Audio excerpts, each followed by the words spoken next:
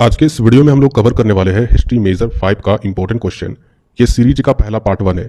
इसके बाद और भी सीरीज का सारा वीडियो आएगा, इसीलिए चैनल को सब्सक्राइब कर लेना है जो भी स्टूडेंट नहीं किए हैं।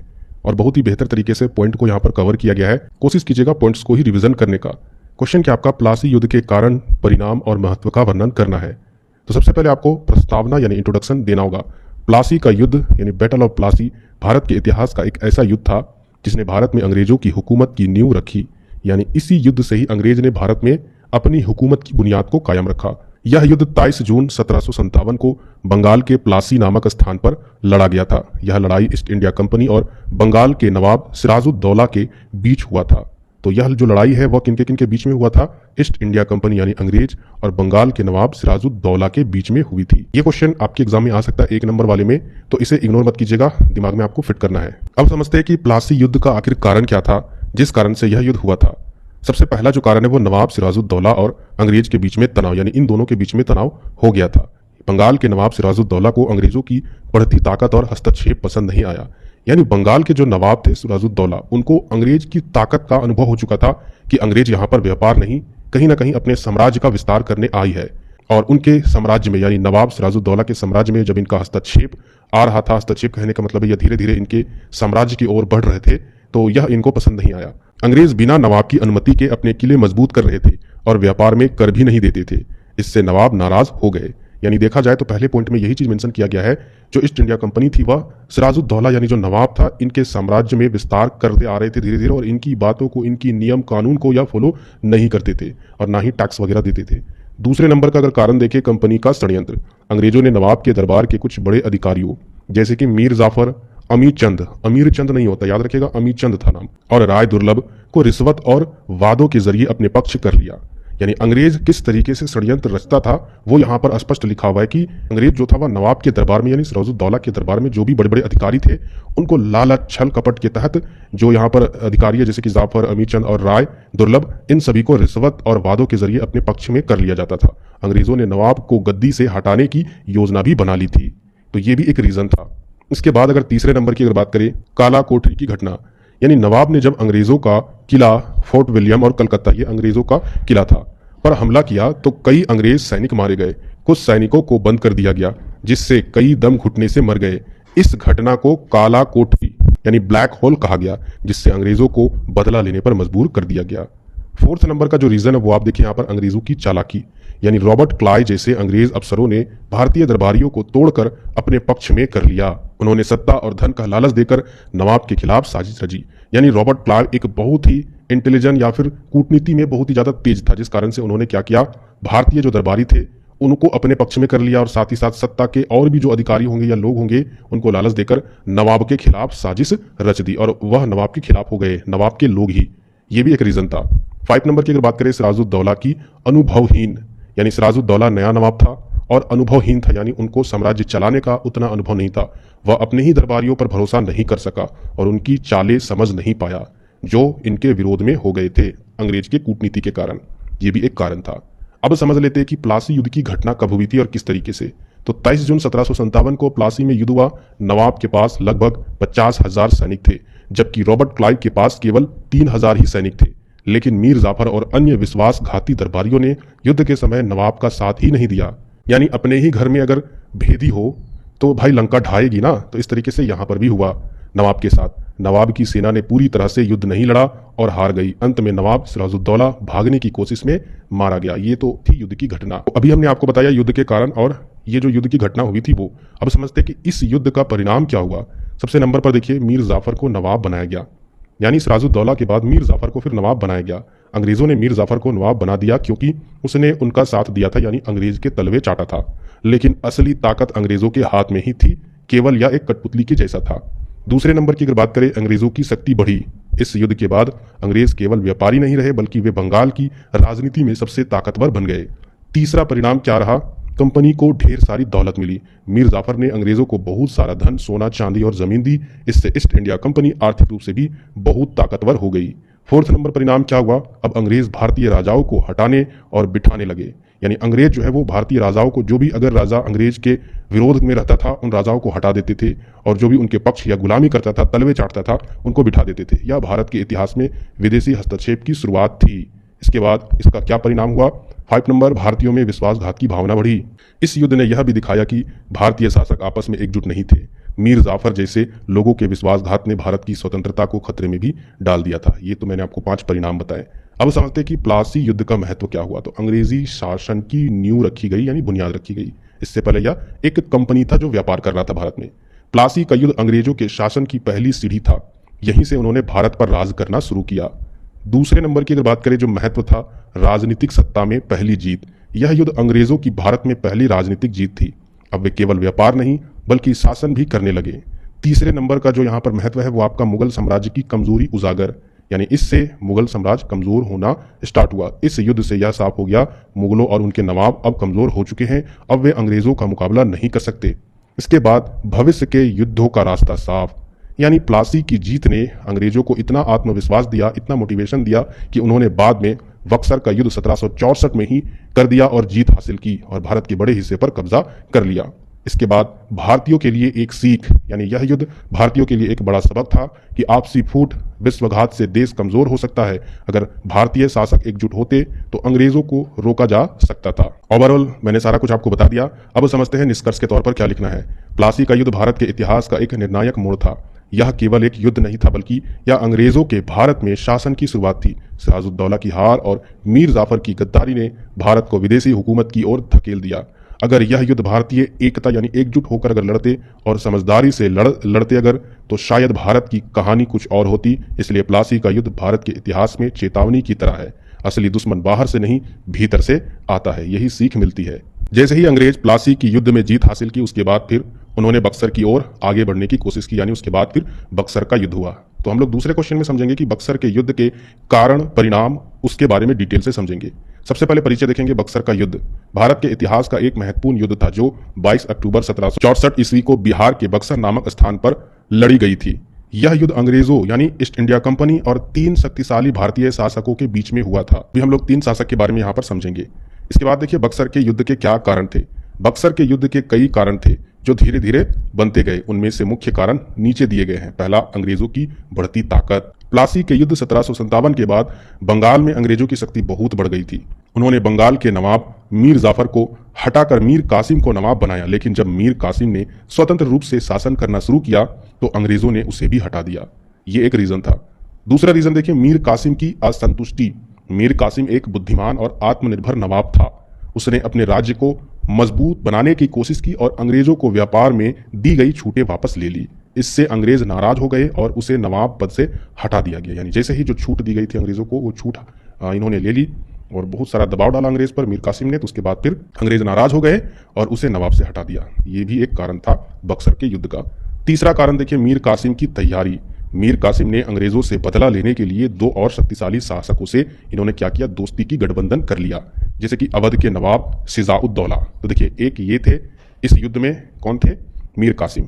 दूसरा जो यहाँ पर देखिए अवध के नवाब सिराजुद्दौला। दूसरा यहाँ पर देखिए मुगल सम्राट शाह आलम द्वितीय। ठीक है, ये तीनों के बीच में, ये तीनों नवाब और एक तरफ अंग्रेज, इन्हीं तीनों और एक तरफ अंग्रेज के बीच में बक्सर का युद्ध हुआ था। इन तीनों ने मिलकर अंग्रेजों के खिलाफ सेना तैयार की। 4th नंबर कारण देखिए, व्यापारिक अधिकारों को लेकर टकराव। यानी ईस्ट इंडिया कंपनी के अधिकारी कर नहीं देते थे, यानी जो भी ईस्ट इंडिया कंपनी के जो अधिकारी होते थे वो टैक्स ही नहीं देते थे नवाब को और खुलेआम व्यापार करते थे। मीर कासिम ने यह अन्याय सहन नहीं किया और सभी को समान कानून लागू कर दिया, जिससे टकराव और बढ़ गया। यानी सभी पर समान कानून इन्होंने लागू कर दिया और जिस कारण से क्या हुआ, टकराव बढ़ गया और तनाव बढ़ गया। 5th नंबर जो कारण है वो आपका प्लासी युद्ध की राजनीति। यानी प्लासी के बाद बंगाल की राजनीतिक स्थिति अस्थिर हो गई थी। अंग्रेज लगातार नवाबों को बदल रहे थे, जिससे बंगाल के शासक अंग्रेजों से नफरत करने लगे थे। तो ये भी एक रीजन था। अब समझते हैं बक्सर के युद्ध की घटना के बारे में। 22 अक्टूबर 1764 को बक्सर यानी बिहार के पास यह युद्ध हुआ। अंग्रेजों की सेना का नेतृत्व हेक्टर मुनरो ने किया और मीर कासिम, सिराजुद्दौला और शाह आलम की संयुक्त यानी तीनों ने मिलकर उनका मुकाबला किया। हालांकि संयुक्त सेना की संख्या अंग्रेजों से कहीं ज्यादा थी, लगभग 40,000 सैनिक थी, लेकिन अंग्रेजों की रणनीति और उनका जो टेक्निकल आधुनिक हथियार थे, उन हथियारों के सामने भारतीय सेना हार गई। यानी इनके पास बंदूक, बम, बारूद था, जिस कारण युद्ध हार गई। इसके बाद बक्सर के युद्ध के परिणाम देख लेते हैं, हमने कारण देखा और इस युद्ध के बारे में भी समझा। तो इसका परिणाम क्या हुआ, अंग्रेजों की निर्णायक जीत हुई। यानी यह युद्ध अंग्रेजों की बहुत बड़ी जीत थी। इससे उन्होंने केवल बंगाल ही नहीं बल्कि उत्तर भारत के बड़े हिस्से पर परोक्ष नियंत्रण पा लिया, युद्ध करके कंट्रोल कर लिया, काबिज कर लिया। दूसरे नंबर का परिणाम है शाह आलम ने अंग्रेजों को दी दीवानी। कहने का मतलब है 1765 में हुए इलाहाबाद संधि के अंतर्गत मुगल सम्राट शाह आलम द्वितीय ने अंग्रेजों को बंगाल, बिहार और उड़ीसा की दीवानी, दीवानी कहने का मतलब है इन क्षेत्रों पर अब अंग्रेज क्या करेंगे, टैक्स वसूलेंगे। अंग्रेज की अधिकारी जो रहेंगे वही टैक्स वसूली करेंगे। समझ में आया? यानी वहां पर जो भी टैक्स रहेगा वह अंग्रेज वसूल लेंगे। इसके बाद फिर सिराजुद्दौला को हराना और एक नई संधि, अवध के नवाब सिराजुद्दौला को अंग्रेजों के सामने हार माननी पड़ी, उसे भारी जुर्माना भरना पड़ा और अपने राज्य पर अंग्रेजों का प्रभाव भी स्वीकार करना पड़ा। इसके बाद फिर इसका परिणाम हुआ मीर कासिम का अंत। यानी मीर कासिम युद्ध हारने के बाद भाग गया और जीवन भर भटकता रहा। उसकी राजनीतिक ताकत पूरी तरह खत्म हो गई। इसके बाद 5th नंबर की अगर बात करें, अंग्रेजों की राजनीतिक ताकत बढ़ी। यानी इस युद्ध का परिणाम हुआ कि अब अंग्रेज केवल व्यापारी नहीं रह गए बल्कि वे शासक की भूमिका निभाने लगे। उन्होंने कर वसूली, प्रशासन और न्याय जैसी कामों पर भी नियंत्रण स्थापित कर लिया। इसके बाद 6वें नंबर का जो परिणाम था, भारतीय राज्यों की एकता की कमी उजागर हुई। यानी भारत की जो राज्य थी उस टाइम की, उसमें एकता की कमी हो गई। यह युद्ध दिखाता है कि भारतीय शासक एकजुट नहीं थे। मीर कासिम, शाह आलम और सिराजुद्दौला ने मिलकर कोशिश तो की लेकिन उनके पास नेतृत्व की कमी और एकता की कमजोर नींव थी। 7 नंबर का परिणाम देखिए, आर्थिक शोषण की शुरुआत। आप लोग जरूर कोई ना कोई मूवी देखी होगी जिसमें अंग्रेज किस तरीके से भारतीय जनता पर कोड़े बरसाती है, काम करवाने के लिए, खाने के लिए कुछ नहीं देती है, टैक्स वगैरह किसानों से जबरन लेती है। तो वो जो मूवी में दिखाई गई है उसी तरीके से आर्थिक शोषण की शुरुआत हुई थी उस टाइम भी। अब जब अंग्रेजों को दीवानी मिल गई थी तो उन्होंने जमकर राजस्व वसूली शुरू की। यानी अंग्रेजों को दीवानी मिलने कहने का मतलब है उन क्षेत्रों में अंग्रेज को अधिकार मिल गया कि यहाँ से वह टैक्स वसूल सकते हैं और इन्होंने जबरन टैक्स वसूलना शुरू कर दिया। इससे किसानों और आम जनता की हालात खराब हो गई और बंगाल में भयानक अकाल पड़ा। निष्कर्ष के तौर पर आपको लिखना है, बक्सर का युद्ध भारत के इतिहास में एक महत्वपूर्ण मोड़ साबित हुआ। इस युद्ध के बाद अंग्रेजों ने केवल व्यापारी शक्ति से एक राजनीतिक शक्ति का रूप ले लिया। यानी इस युद्ध से क्या हुआ, अंग्रेज व्यापार से वह एक शासक के रूप में बने। उन्होंने मुगलों और नवाबों को कमजोर कर दिया और पूरे भारत में अपनी पकड़ मजबूत कर ली। इस युद्ध ने यह भी सिखाया कि अगर भारतीय शासक आपस में एकजुट होते तो शायद अंग्रेजों को रोका जा सकता था, लेकिन उनकी आपसी फूट और अंग्रेजों की चालाकी ने भारत की अंग्रेजी हुकूमत की ओर धकेल दिया। यानी भारत को अंग्रेज के हाथों में डाल दिया। तो इससे हमें सीख मिलती है, देश को मजबूत अगर बनाना है तो देश के आंतरिक व्यवस्था में एकता स्थापित करनी होगी। हालांकि पहले नवाब थे, पहले राजतंत्र था, लेकिन अभी लोकतंत्र है तो लोकतांत्रिक व्यवस्था को कठोर करना होगा, इसको अच्छे से लागू करना होगा। इसमें जो भी जाति धर्म व्यवस्था के आधार पर जो अलग अलग बटे हुए हैं भेदभाव है, इसको दूर करके एक बनना होगा। और जो भी इन सभी चीजों में हमें बांटते हैं उनका विरोध हमेशा करना होगा, तभी हमारा देश सक्सेसफुल और हमेशा मजबूत रहेगा बाहरी ताकतों से। इसके बाद हम लोग नेक्स्ट क्वेश्चन की ओर बढ़ते हैं। नेक्स्ट क्वेश्चन क्या आपका, हैदर अली का जीवन चरित्र और उपलब्धियों का वर्णन करना है। देखिए सबसे पहले प्रस्तावना में आपको क्या लिखना है, हैदर अली दक्षिण भारत के एक प्रसिद्ध और शक्तिशाली शासक थे जिन्होंने मैसूर राज्य को शक्तिशाली बनाया। उन्होंने अंग्रेजों के खिलाफ डटकर मुकाबला किया और अपने परिश्रम यानी अपनी कड़ी मेहनत, साहस और सैनिक क्षमता के दम पर राजा बने, जबकि वे जन्म से राजा नहीं थे, ये एक सैनिक का बेटा था। इसके बाद देखिए हैदर अली का प्रारंभिक जीवन कैसा था। हैदर अली का जन्म 1720 ईस्वी में मैसूर राज्य में हुआ था। उनके पिता एक सैनिक थे, इसलिए हैदर अली को शुरू से ही युद्ध कला में रुचि थी। यानी युद्ध में भाग लेना, इन चीजों में इनको बहुत ज्यादा इंटरेस्ट था। उन्होंने शिक्षा की बजाय सेना में काम करना चुना। धीरे धीरे अपनी बहादुरी से लोगों का दिल जीत लिया इन्होंने। इसके बाद देखिए हैदर अली का सत्ता प्राप्त करना, यानी इन्होंने सत्ता कैसे प्राप्त की। हैदर अली की बुद्धिमानी और वीरता से मैसूर की सेना में उनको ऊंचा पद मिला। यानी हैदर अली जिस तरीके से बहादुर था, बुद्धिमान था, उनकी बहादुरी और वीरता और बुद्धिमानी को देखकर मैसूर की सेना में उनको ऊंचा पद दिया गया। उन्होंने अपने पराक्रम और नीति से धीरे धीरे दरबार में प्रभाव बना लिया। जब मैसूर राज्य कमजोर हो गया तो हैदर अली ने शासन अपने हाथ में ले लिया और 1761 ईस्वी में वह मैसूर का शासक बन गया। तो इस तरीके से यह सत्ता को प्राप्त किए थे। इसके बाद समझते हैं हैदर अली की प्रमुख उपलब्धियां क्या क्या थी। इन्होंने जब सत्ता प्राप्त की उसके बाद फिर क्या क्या इन्होंने हासिल किया, क्या क्या व्यवस्था इन्होंने लागू की। सबसे पहले नंबर पर आपका एक शक्तिशाली सेना का निर्माण किया। हैदर अली ने अपनी सेना को आधुनिक हथियारों से लैस किया। यानी आज के टाइम में जो बम बारूद तौफ वगैरह जो हथियार होते हैं ना, उस हथियारों से इन्होंने अपनी सेना को लैस किया, यानी अपनी सेना के लिए उपलब्ध करवाया। उसने फ्रांसीसी अफसरों की मदद से तौफखाना और घुड़सवार सेना को मजबूत किया। दूसरी उपलब्धि अंग्रेजों से युद्ध में इनको मिली। यानी हैदर अली ने अंग्रेजों के बढ़ते प्रभाव को रोकने की पूरी कोशिश की। प्रथम मैसूर युद्ध जब हुआ 1767 से 69 में, तो हैदर अली ने अंग्रेजों को कड़ी टक्कर दी और 1769 का मद्रास संधि में अंग्रेजों को झुकना पड़ा। अंग्रेज जब हार गए तो उनके साथ एक मद्रास संधि हुई।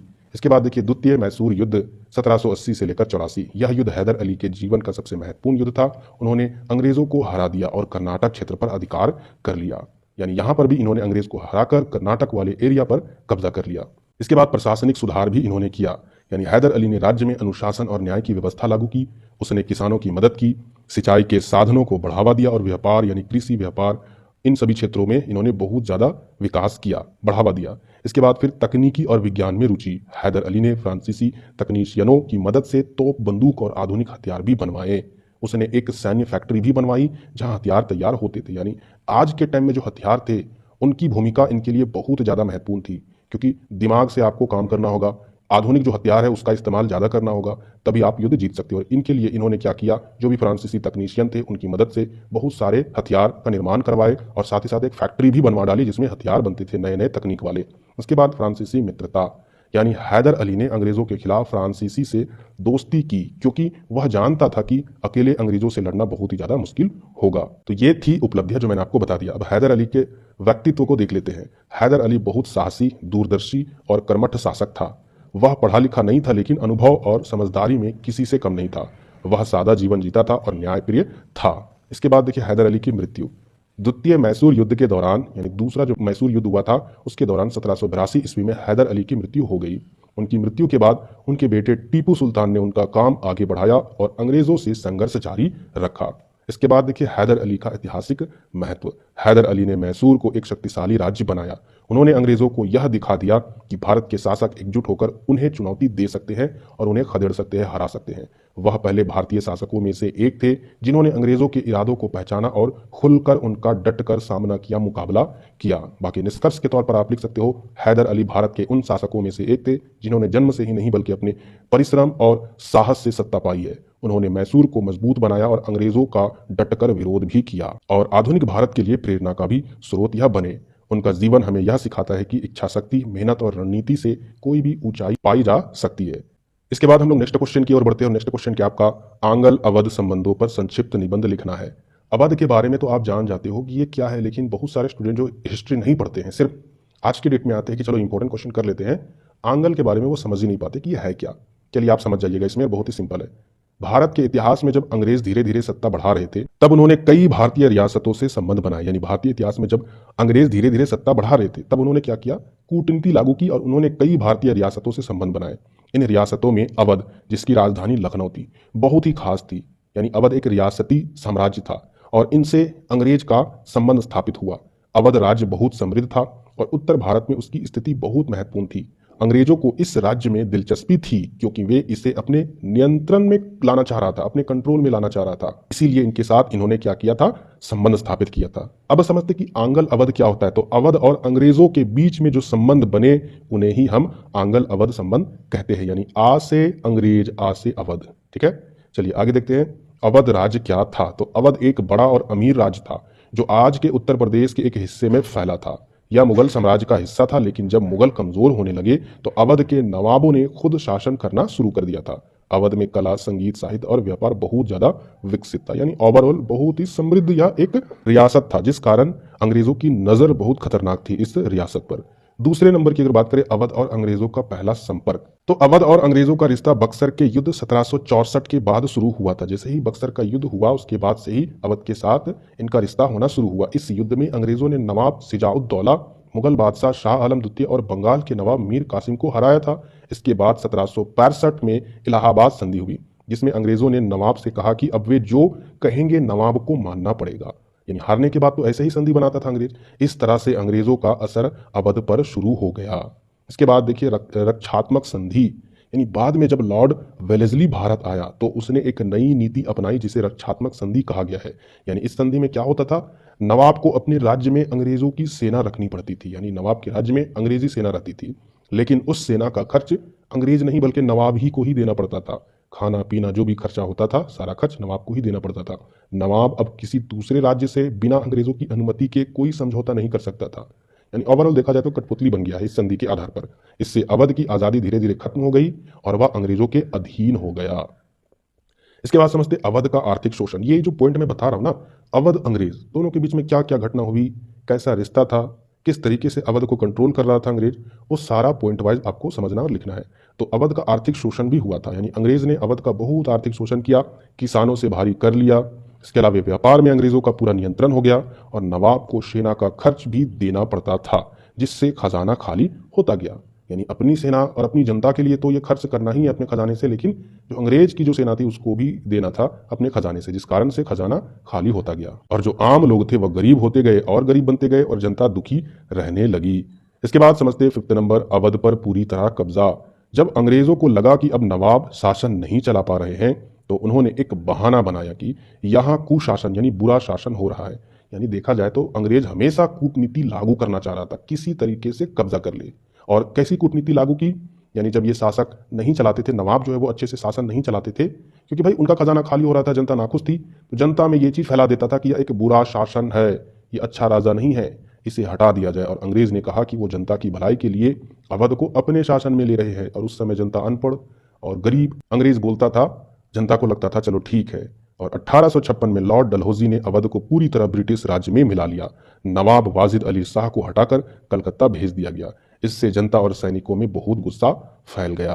तो इस तरीके से अवध पर पूरी तरीके से अंग्रेज ने कैसे कब्जा कर लिया, बहुत ही खतरनाक कूटनीति से। इसके बाद समझते 1857 की क्रांति और अवध। अवध को अंग्रेजों द्वारा जबरदस्ती हड़प लेने से लोगों में बहुत गुस्सा था। यानी बिना युद्ध के सिर्फ कूटनीति लागू करके क्या किया था, अवध पर कब्जा कर लिया था। और इस पर जनता को भी गुस्सा था, क्योंकि जनता भी जान चुकी थी अंग्रेज हम पर कितना शोषण करता है टैक्स वसूलने के लिए। 1857 की क्रांति जब शुरू हुई तो अवध इसका बड़ा केंद्र बन गया। यानी इस क्रांति में अवध में जो जनता थी वह बहुत ज्यादा जोर शोर से विरोध कर रही थी और यही केंद्र बना सबसे पहले 1857 की क्रांति में। लखनऊ में भारी विद्रोह हुआ, सैनिकों और जनता ने मिलकर अंग्रेजों से मुकाबला किया और इससे साफ हो गया कि अवध के लोग अंग्रेजों के शासन से बिल्कुल भी खुश नहीं थे। बाकी आप निष्कर्ष के तौर पर लिखिएगा, अवध और अंग्रेजों का संबंध पहले सहयोग जैसा था, लेकिन धीरे धीरे अंग्रेजों ने छल कपट और चालाकी से अवध को अपने कब्जे में ले लिया। उन्होंने संधियों, बहानों और आर्थिक दबाव से अवध की आजादी छीन ली और नवाबों को केवल नाम का शासक बना दिया था, एक कठपुतली के जैसा रख दिया था और असली शासन तो अंग्रेज कर रहे थे। आंग्ल अवध संबंध हमें यह सिखाते हैं कि विदेशी शक्तियां जब मदद के नाम पर आती है तो धीरे धीरे वे पूरा नियंत्रण ले लेती है। हमें अपनी आज़ादी और संस्कृति की रक्षा के लिए एकजुट रहना चाहिए, एकता बनाई रहनी चाहिए। चलिए अब बढ़ते हैं नेक्स्ट क्वेश्चन की ओर। और नेक्स्ट क्वेश्चन क्या आपका, रणजीत सिंह की मृत्यु के बाद सिख युद्ध का वर्णन करना है। तो सबसे पहले आपको यहाँ पर प्रस्तावना देना होगा। रणजीत सिंह सिख साम्राज्य के सबसे शक्तिशाली और लोकप्रिय शासक थे। उन्होंने पंजाब में एक मजबूत और संगठित सिख राज्य की स्थापना की थी। वे बहादुर, कुशल प्रशासक और धर्मनिरपेक्ष सोच वाले राजा थे, लेकिन उनकी मृत्यु 1839 में हो गई। उनके बाद राज्य में काफी अस्थिरता और संघर्ष शुरू हो गया। इसी कमजोरी का फायदा उठाकर अंग्रेजों ने सिखों से 2 युद्ध लड़े, जिनमें प्रथम और द्वितीय सिख युद्ध कहा जाता है। देखिए सबसे पहले क्या हुआ, रणजीत सिंह जो था वह एक बहुत ही महान राजा था। उन्होंने बहुत ही अच्छा शासन व्यवस्था रखी थी, संगठित रखा था सिख राज्य को। लेकिन जैसे ही इनकी मृत्यु हुई उसके बाद फिर उत्तराधिकारी कौन बनेगा कौन नहीं बनेगा, इस पर आपस में ही विवाद छिड़ गया। अब आपस में जब भी विवाद छिड़ता है तो अंग्रेज इसका फायदा उठाता है और जिस कारण से अंग्रेज के साथ सिखों का 2 युद्ध हुआ, एक आपका प्रथम सिख युद्ध और दूसरा द्वितीय सिख युद्ध। इसके बारे में समझ लेते हैं। सबसे पहले रणजीत सिंह की मृत्यु और सिख राज्य की स्थिति के बारे में देखते हैं। तो 1839 में रणजीत सिंह की मृत्यु के बाद सिख राज्य में आपसी झगड़े शुरू हो गए। उनके उत्तराधिकार को लेकर उनके परिवार, सेनापतियों और दरबारियों में ही विवाद बढ़ गया कि आखिर अब कौन राजा बनेगा, उत्तराधिकारी कौन बनेगा। और सेना को बहुत ताकत मिल गई थी और वे राजनीति में हस्तक्षेप करने लगे थे। पूरे राज्य में अराजकता, अव्यवस्था फैल गई थी। ठीक है, तो इसी राजनीतिक कमजोरी और अफरा तफरी का फायदा अंग्रेज ने उठाया, जो पंजाब के पास ही थे और पहले से सिख राज्य पर नजर गड़ाए बैठे थे। यानी ओवरऑल जैसे ही रणजीत सिंह की मृत्यु हुई, उत्तराधिकारी को लेकर आपस में ही यहाँ पर लोग लड़ने झगड़ने लगे। और जो सेना थी उस राज्य में, क्योंकि जब राजा नहीं है तो राजा के बाद सेनापति जो होता है वो राजा बनना चाहता है, तो सेना जो है वो बहुत ही ज्यादा ताकतवर बन चुकी थी, वह चाहती थी कि मैं राजा बनूं। ये सारी व्यवस्था जब देखा गया और वहाँ की जो जनता थी वो भी उथल पुथल कर रही थी, तो इस तरीके से सारी व्यवस्था को देखकर बगल में बैठा अंग्रेज जो था वह घात लगाए बैठा था। अब हम लोग चलते हैं यहाँ पर कब्जा करने के लिए, वो भी युद्ध नहीं, सीधा रणनीति, कूटनीति के आधार पर, कूटनीतिक युद्ध के आधार पर। और इसके बाद बहुत सारे प्रमुख लड़ाइयाँ लड़ी गई, जैसे कि मुड़की की लड़ाई, ये जगह है 1845 में हुई। फिरोज शाह की लड़ाई 1845 में ही हुई। अलीवाल की लड़ाई 1846 में हुई। सोबराव की लड़ाई 1846, यह निर्णायक लड़ाई थी जिसमें सिखों की हार हुई थी। अब समझते एक एक करके सभी युद्धों के बारे में। प्रथम सिख युद्ध 1845 से 46 की प्रमुख लड़ाइयाँ, जिनमें पहले नंबर पर था आपका मुड़की की लड़ाई, जो 18 दिसंबर 1845 में हुई थी। यह लड़ाई मुड़की नामक स्थान पर लड़ी गई। सिख सेना ने अंग्रेजों पर अचानक हमला किया।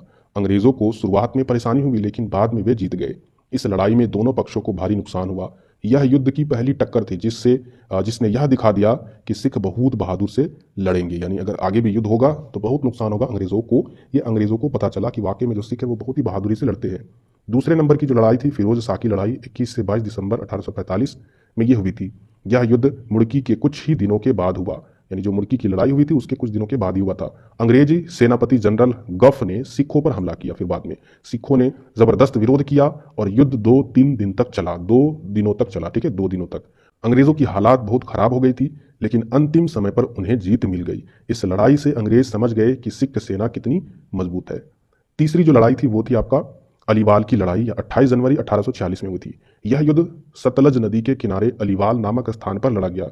इस बार अंग्रेज सेनापति सर हैरी स्मिथ ने नेतृत्व किया था, यानी कहने का मतलब है अंग्रेज की तरफ से जो नेतृत्व करता था इस युद्ध में वह हैरी स्मिथ था। सिखों को भारी नुकसान हुआ और उन्हें पीछे हटना पड़ा। इस लड़ाई में अंग्रेजों की रणनीति बेहतर साबित हुई और अंग्रेज जीत गए। फोर्थ नंबर की जो लड़ाई है वो आपका सोबराव की लड़ाई है, जो 10 फरवरी 1846 में हुई थी। यह युद्ध प्रथम सिख युद्ध की सबसे निर्णायक लड़ाई थी। सिखों ने सतलज नदी के किनारे एक मजबूत किला बनाकर मोर्चा संभाला था, लेकिन अंग्रेजों ने किले को घेर लिया और जोरदार हमला किया। कई सिख सैनिक नदी पर पार करते समय ही डूब गए और इस लड़ाई में सिखों को पूरी तरह से हार का सामना करना पड़ा। इसके बाद लाहौर संधि हुई और प्रथम सिख युद्ध का अंत हो गया, यानी एक संधि हुई जब हार गई सिख सेना। उसके परिणाम क्या क्या है वो देख लेते हैं। तो सिख सेना की हार हो गई और अंग्रेज ने लाहौर संधि 1846 के तहत सिखों से कई शर्तें मनवा ली। और ये जो संधि जहां बना लेता था ना, समझिए कि बहुत ही खतरनाक दिमाग लगाता था, ताकि उस संधि के आधार पर उस शासन व्यवस्था को कमजोर कर देगा, और कमजोर जब कर देगा तो फिर वहां पर वह नियंत्रित धीरे धीरे कर लेता था। सतलज के दक्षिण का इलाका अंग्रेज को मिला। इस संधि के आधार पर सिख सेना को कम किया गया, यानी सिख सेना जो होती थी उसको कम किया गया, उसकी जगह पर अंग्रेजी सेना को डाल दिया जाता था। भारी जुर्माना लगाया गया और डलहौजी को लाहौर में अंग्रेज रेजिमेंट यानी निगरानी अधिकारी बनाया गया, यानी अंग्रेजी रेजिमेंट के तौर पर डलहौजी को लाहौर में निगरानी रखने वाला अधिकारी में नियुक्त किया गया। इसके बाद फिर 13 साल के सिख राजा दिलीप सिंह को अंग्रेजों की देख रेख में रखा गया, यानी 13 साल के जो सिख राजा थे दिलीप सिंह, उसको अंग्रेजों के देख रेख में रखा गया। इस संधि से सिख राज अंग्रेजों की छाया में चल गया, यानी ओवरऑल वह अपने कंट्रोल में ले लिया। ये तो था पहला सिख युद्ध। अब देखते हैं द्वितीय सिख युद्ध जो 1848 से 49 में चला था। तो युद्ध का कारण क्या था? प्रथम युद्ध के बाद यानी प्रथम सिख युद्ध के बाद भी पंजाब में असंतोष बना रहा, ऑब्वियसली बना रहेगा, क्योंकि इन्होंने कंट्रोल कर लिया और बहुत सारा शोषण करता था जहां भी ये कंट्रोल कर लेता था संधि के द्वारा। तो अंग्रेजों का व्यवहार सिखों के प्रति कठोर था। लाहौर और अन्य स्थानों पर जनता में गुस्सा बढ़ रहा था, यानी वहां की जो जनता थे वो भी अंग्रेज से नफरत करते थे। इसके अलावा 1848 में मुल्तान में विद्रोह हुआ, जिससे अंग्रेजों ने सख्ती से दबाया। और फिर 1848 में क्या हुआ, मुल्तान एक एरिया है उसी जगह पर वहाँ की जनता जो है, वहाँ की जो सेना है वह विरोध कर दिया, लेकिन फिर भी अंग्रेजों ने इसे सख्ती से दबा दिया, उतना ज़्यादा उग्र नहीं हुआ। अब इसमें समझ लेते हैं जो दूसरा सिख युद्ध हुआ इसमें प्रमुख लड़ाइयाँ कौन कौन सी थी। पहले नंबर पर रामनगर की लड़ाई, दूसरा चिलियावाला की लड़ाई, तीसरा गुजरात की लड़ाई 1849 में जो हुई थी। यह अंतिम लड़ाई थी जिसमें अंग्रेजों ने पूरी जीत हासिल की। अब इसके परिणाम देख लेते हैं। यानी 1849 में अंग्रेजों ने पंजाब को पूरी तरह अपने साम्राज्य में मिला लिया। राजा दिलीप सिंह को हटा दिया गया और इंग्लैंड भेज दिया गया। सिखों की स्वतंत्रता समाप्त हो गई। पंजाब अब एक ब्रिटिश प्रांत बन चुका था। यानी द्वितीय सिख युद्ध में जो आखिरी लड़ाई था 1849 में, उसके बाद पूरी तरीके से काबिज हो गया पंजाब ब्रिटिश शासन व्यवस्था में। इसके बाद समझते हैं फोर्थ नंबर सिख युद्ध का महत्व और मूल्यांकन। रंजीत सिंह के बाद सिख राज्य में नेतृत्व की कमी हो गई थी, यानी सिख साम्राज्य को एक लीडर की कमी होने लगी। लीडरशिप की कमी के कारण ही अंग्रेज यहाँ पर जीत गया। अगर उनके बाद कोई मजबूत शासक होता तो अंग्रेजों से मुकाबला हो सकता था, लेकिन आपसी फूट, दरबार की गुटबाजी और सैनिकों का अनुशासनहीन सिखों की हार का सबसे बड़ा कारण बना। इन युद्धों से यह सिद्ध हो गया कि अगर देश की जनता और नेता एकजुट ना हो तो बाहरी ताकतें हावी हो जाती है। जी हाँ, जैसे कि आतंकवादी जो हमला होता है, इसमें आपको मालूम है हमारे देश के जो नेता है वो हमें बांटने की कोशिश करते हैं सत्ता के लालच में, और इस कारण से यह चीज बाहरी इलाके के लोग, खास करके पाकिस्तान, चाइना, ताक में रहती है कि अंदर में किसी तरीके से, चाहे वो जातिवाद को लेकर या किसी भी विवाद को लेकर, एकजुट ना रहे और हम यहाँ पर हमला करते रहे सीमा विवाद को लेकर, चाहे कुछ भी नुकसान को लेकर। इसके अलावा आपको निष्कर्ष के तौर पर लिखना है, रणजीत सिंह की मृत्यु के बाद सिख राज्य कमजोर हो गया और अंग्रेजों ने इस कमजोरी का फायदा उठाकर पंजाब को अपने अधीन कर लिया और प्रथम और द्वितीय सिख युद्ध ने सिख साम्राज्य का अंत कर दिया और भारत को एक और राज्य अंग्रेजी सत्ता के अधीन दे दिया, यानी चला गया। इस घटना से भारत के इतिहास में यह सिखाती है कि राष्ट्रीय एकता, कुशल नेतृत्व और संगठन बहुत जरूरी है, वरना बाहरी ताकतें हमें आसानी से हरा सकती है। यानी ओवरऑल अगर आप अपने देश को मजबूत रखना चाहते हो, क्रिटिकल कंडीशन में हमेशा एकजुट होकर ही रहना चाहिए, एकजुट होकर लड़ाई करनी चाहिए। जैसे कि जब आतंकवादी हमला हुआ था हाल ही में पाकिस्तान के द्वारा, उस समय सारे देश के, चाहे वो नेता हो चाहे वो जनता हो, एकजुट हो गए थे। लेकिन कहीं कहीं पर सोशल मीडिया में कुछ कुछ जो बोलते हैं ना, भेदी, लंका भेदी वाले जो लोग हैं, वह देश को तोड़ने में लगे थे जाति के नाम पर। तो ये सारी व्यवस्था नहीं होगी और देश अगर एकजुट होगा कभी भी किसी भी क्रिटिकल कंडीशन में, किसी भी परिस्थिति में, तो वह देश आगे बढ़ेगा और उस देश का मुकाबला